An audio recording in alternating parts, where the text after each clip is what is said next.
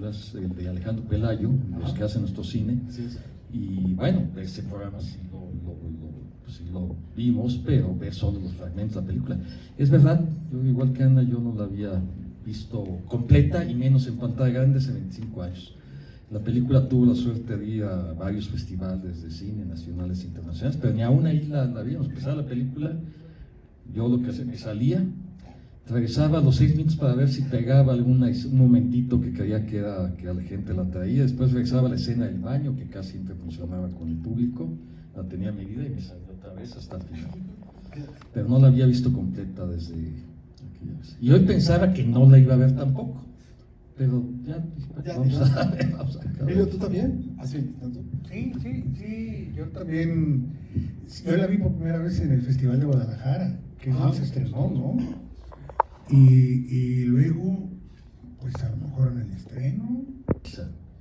Y mi explicación es que la compró para estudiarla, sí. No, sí la pasó y la pasó en un horario especial tal, pero le quitó media hora de película. Estamos hablando del año 2004, 2005, no sé, en donde todavía había todavía estaban prohibidas las groserías en la televisión. Ahora me sorprende, en horario estelar, AAA, oímos cualquier cosa. Pero en ese entonces sí, lo que tiene razón Emilio, cuando pasó la prensa en televisión, pasó por un especial en Canal 5, y toda censurada, y pocos meses después la pasó al Canal 2 también, pero yo digo que era como una venganza contra la película, pero bueno, está bien, la compraron, la pagaron, la pasaron un ciclo, y después lo que sí ha vuelto a pasar mucho últimamente es en la televisión cultural, ¿no? Es en el Canal 22, en el Canal 11, en UNAM, todos estos canales lo han pasado mucho. ¿Cómo empieza el viaje? Digo, a final de cuentas, me gustaría muchísimo que platicaras.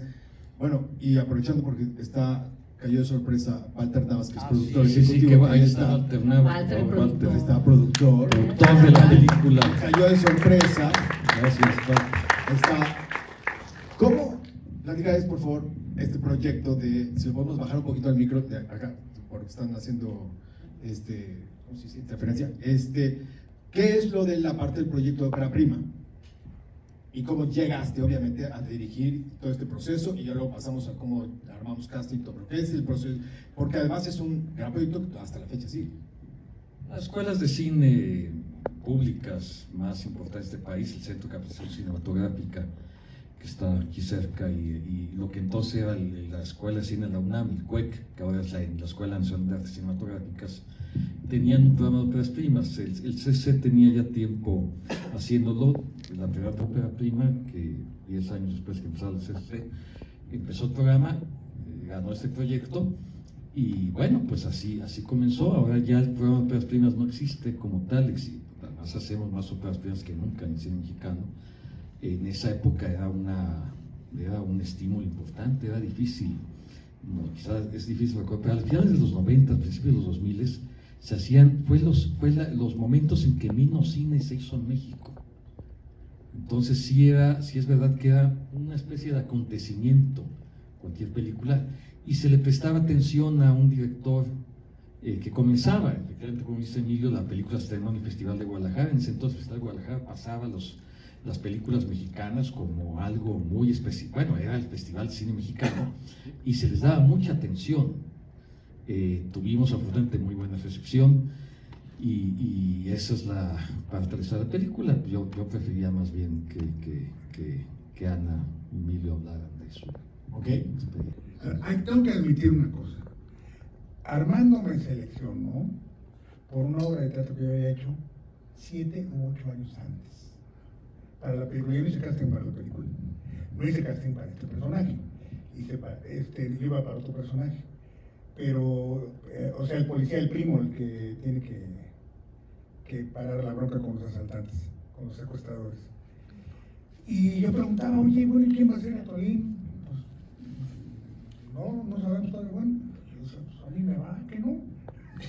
Es que, pero la anécdota que casi no la he contado porque es que el personaje del cómico de Tolín, el casting hizo Manuel Tell, que en esa época era el director de casting Ultra Plus. Sí, Plus, a ver, sin ir más lejos, él hizo Amores Perros, él hizo Y tu mamá también. hizo las películas de Ibsen, o sea, él fue el que descubrió a Gael García, porque él lo puso en estas dos películas. Y Manuel Tell hizo el casting de Mundo Raro. Eso fue interesante, pues sí, era el director de casting, todo el mundo quería que lo conocieran y tal.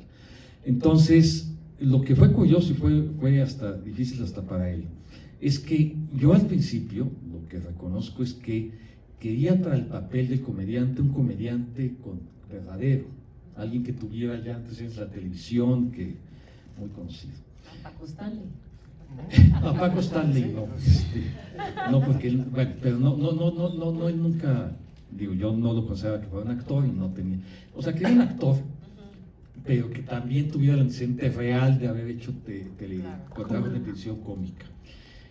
No los miento, 20 personas se les entregó el guión y 20 personas, todas las 20 personas, las 20 muy famosas, y de las 20 ninguno pudo por diversas razones. Un grupo importante en ese momento le tuvo miedo a hacerlo, porque decían, se va a trabajar Televisa conmigo. Eran casi todos trabajando en Televisa, o no sé, no más que TV Azteca. O sea, y tuvieron mucho temor otros tuvieron razones personales. Voy a decir al primero, ya no importa, pasó 25 años, al primero que le ofrecimos el guión fue a Víctor Trujillo, el famosísimo Broso, que no había hecho una película antes, bueno, una película ahí muy regular, se llama Batman y Drogin, con Ausencio Cruz, pero era una mala broma en realidad, pero no había hecho nada. Entonces dije, y yo había visto a Víctor Trujillo en el teatro universitario, y era un estupendo actor, estupendo. En La Muerte Accidental Anarquista con Héctor Ortega y tal, dije, bueno, Víctor Trujillo, además yo sabía que era una persona inteligente y tal, dije, le va a gustar hacer esta película y tal. Y él la rechazó porque ya tenía otros planes, que era ser un comentarista político. Desde entonces venía eso, y ya estaba trabajando para entonces Canal 40. Bueno, y después fue curioso, y Walter me acompañó a esa visita. Yo dije, bueno, les diré que mi ideal sería, bueno, ya es que no pudo Víctor Trujillo, pues que la haga Héctor Suárez. Sería mi ideal. Entonces yo dije, no, pero no creo que Héctor Suárez quiera y tal. Dije, no, me dijeron, la película estaba en ese entonces, Argos coproduciéndola, después cambió, y Ana Celia Urquide, que era la directora de casting, me dijo, vamos a buscarlo. Y sí, le mandaron el guión a Héctor Suárez, y Héctor Suárez nos citó a su casa a hablar de la película. Y todo fue para decirme por qué no la quería hacer. Dijo, el guión es muy bueno, me encantan, así, tus ñeros me encantan, tus ñeros son muy buenos, pero no puedo hacer este papel. Y no me dio una explicación exacta, pero yo intuía, y no era mentira, que pues yo había trabajado con él, bueno, haciendo cámara en unos programas hace muchos años, y otro amigo mío, el guionista, también lo conocía, y un poco, una parte del personaje estaba basada en él, una parte. Tenía razón, porque Héctor Suárez era muy duro, muy difícil, era muy exigente, pero la verdad, al final, yo los últimos de su vida conviví con él, íbamos a hacer un programa juntos, y era un tipazo.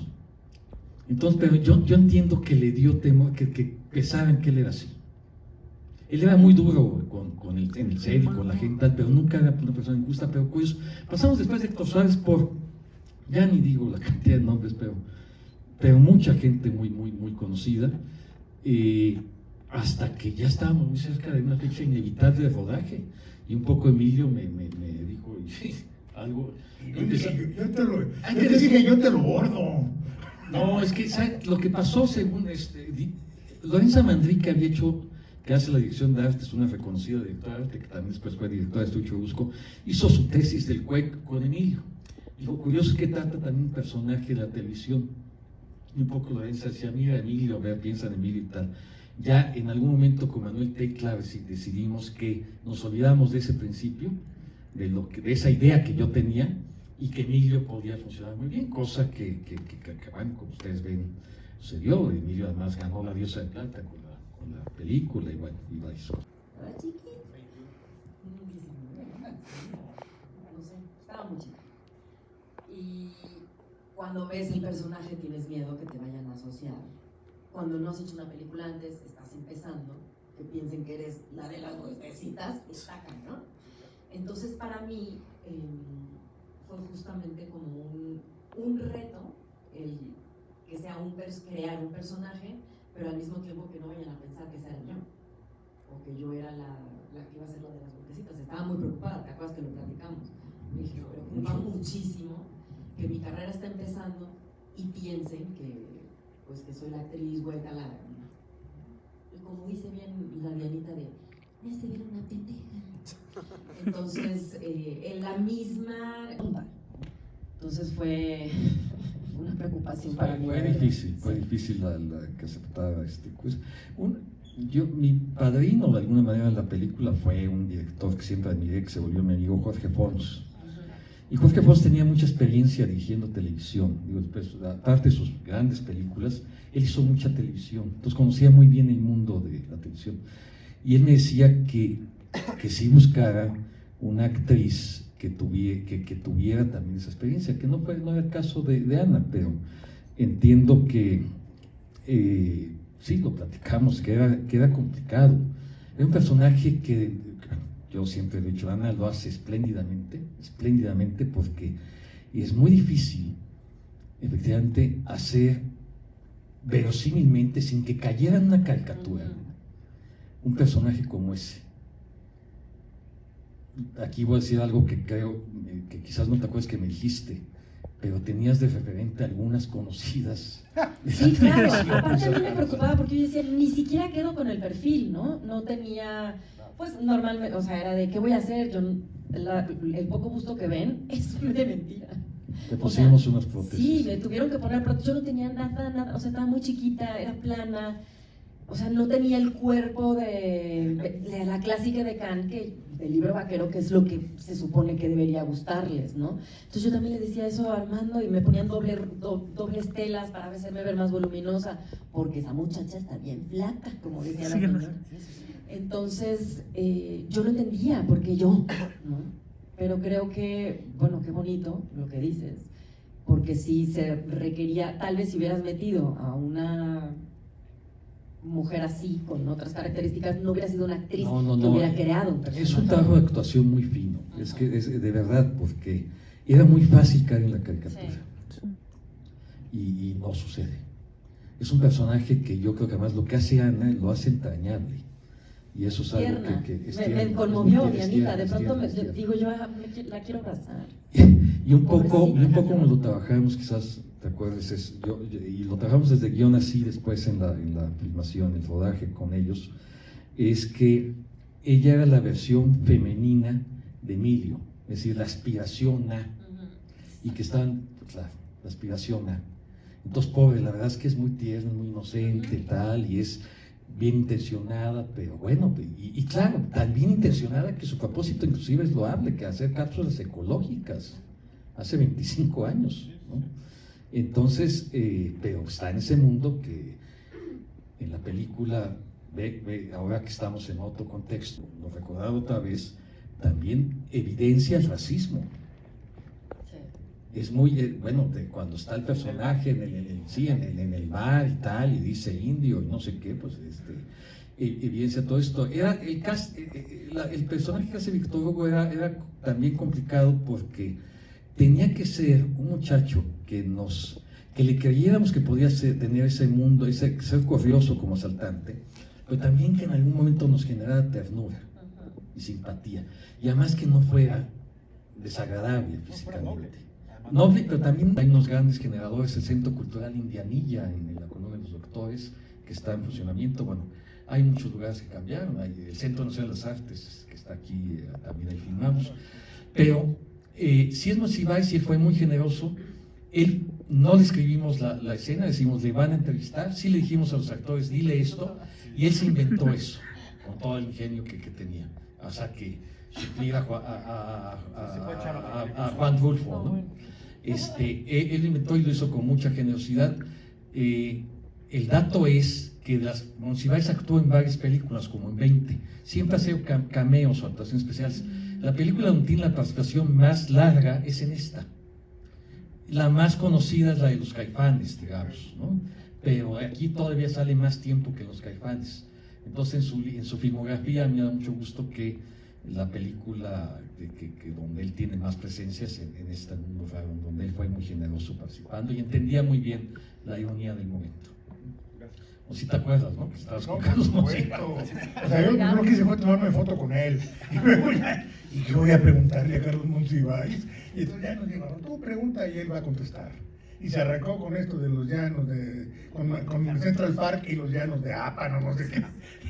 Y la similitud. Y él se hizo su escena increíble. Fue glorioso trabajar con Monsiváis. Pues, ¿qué te echas que mediodía? O sea, No, con él fue muy rápido, pero él no tenía mucho tiempo, ¿no? Era un hombre que estaba saturado, lo entrevistaban todo el día, escribía todo el tiempo y tal. No, la verdad es que lo hicimos, ya que llegó al set, lo hicimos en una hora, en realidad. Y la anécdota extraña es que, por más, se empeñaron en peinarlo las maquillistas de la película. Él venía y se empeñaban en peinarlo, era un tonto, y bueno, un poquito después lo medio despeinamos tantito, estaba peinado, cosa que nunca hacía, ¿no? Eso fueron las peinadoras de la película. Allá. Pregunta tan interesante. Siempre veo mi trabajo o sea, soy muy crítica, siempre. Ahora, el primero, pues imagínate, ¿no? Muchísimo más. Después de 25 años, creo que me aplaudo. Lo hice muy bien. Lo hice realmente muy bien.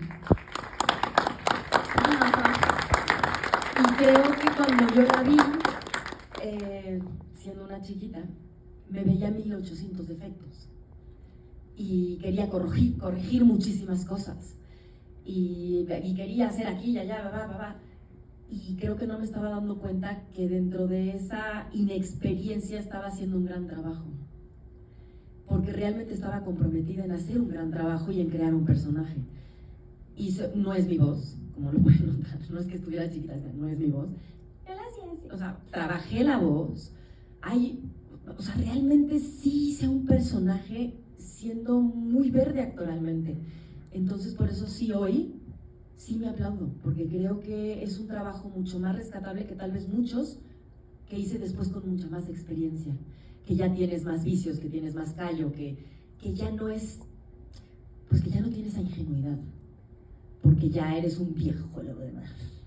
Entonces, hoy sí diría, le aplaudo a la Dianita, y me dio mucha ternura, me dio infinita ternura, no la vi tonta, la vi pobre mujer, pobrecita, de verdad, pobre mujer. Llega un momento en el que también dices, si es muy, obviamente cada quien está donde tiene que estar.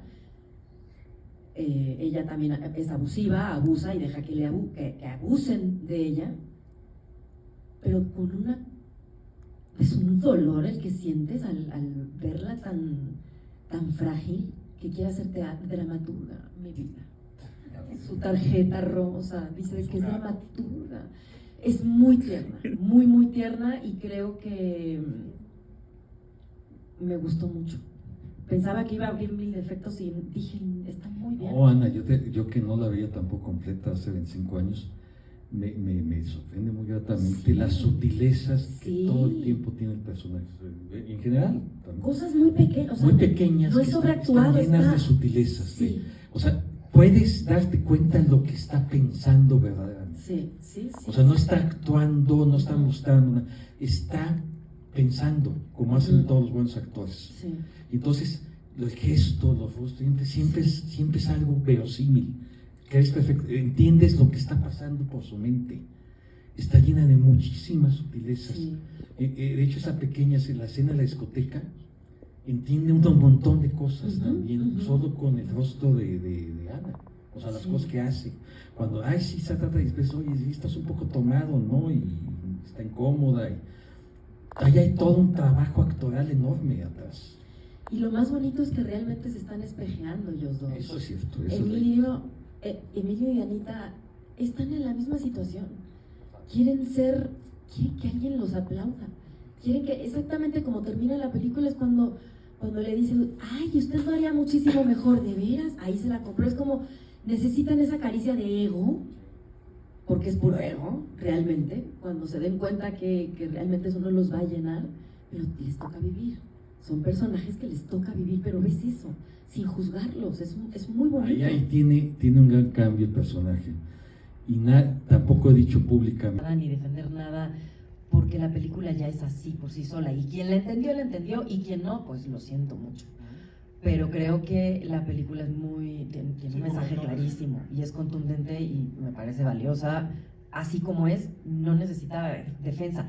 Tal vez era como un actor, la historia de Trujillo, no sé, que les daba miedo interpretar esos personajes. En ese sentido puedo creer que haya la defensa, pero era más fuera de la ficción, ya como nuestras carreras. O que después te fuera a castigar Televisa, o que te fueran a hacer no sé qué, a mí la verdad me valía Televisa. Había un gran poder. Claro, ese tal vez era el miedo o ver qué iba a pasar, pero de defender la película no creo, yo no recuerdo haber hecho eso. También las